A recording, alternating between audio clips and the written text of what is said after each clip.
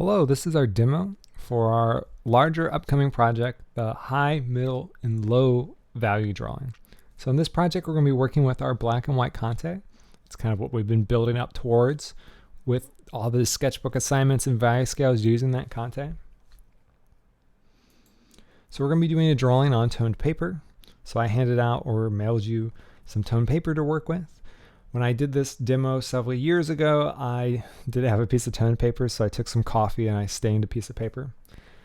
But what we're going to first do is we're going to go make a good composition, right? We're going to use our viewfinder, build a good still life, be considering lighting, those types of things. We're going to have a composition that breaks all four sides of the paper, has a foreground, middle ground, and background.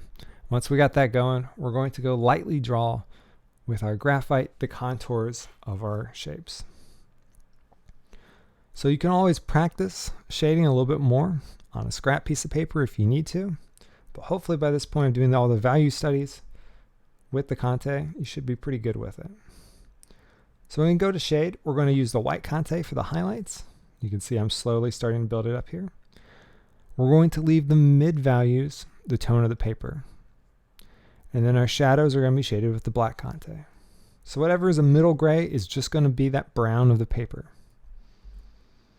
So we're going to slowly build up the values. This stuff isn't that hard to, or it's actually pretty hard to kind of blend.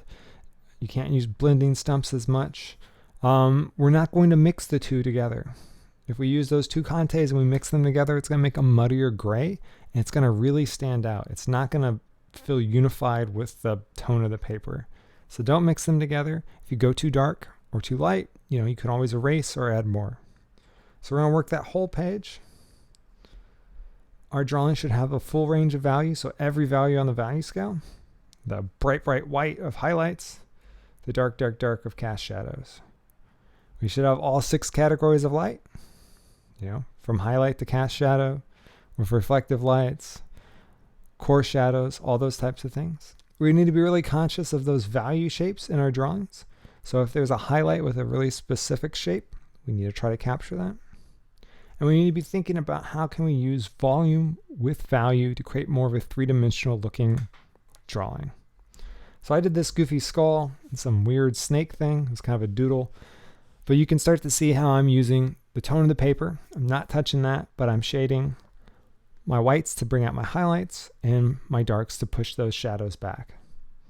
So hopefully that starts to click on how we're going to do this. Here's a student example that was done outside of class. You can see the artist was really thinking about the deeper shadows, especially like within the apple or that TV. And then they would go in and meticulously draw those different shapes, those different highlights on the different bottles and glass objects in there. And here's a couple other examples, not student work this time.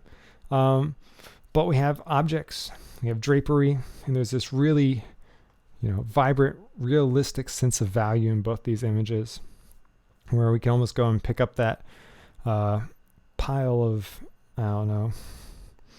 sheets on the right because it's got so much volume and value to it, and a really wide range of value within the drawing. So when we're doing this, we're going to slowly build up, work all over the image, and we're not going to be mixing those two Conte crayons together because they're going to make a really muddy looking brown, okay? So once you watch this, if you're working at home, start to get working on that still life. If you're working in class, I will see you there. We'll be building a still life together and be ready to start shading with the Conte. Okay, folks. Well, I'll talk to you all soon. Bye.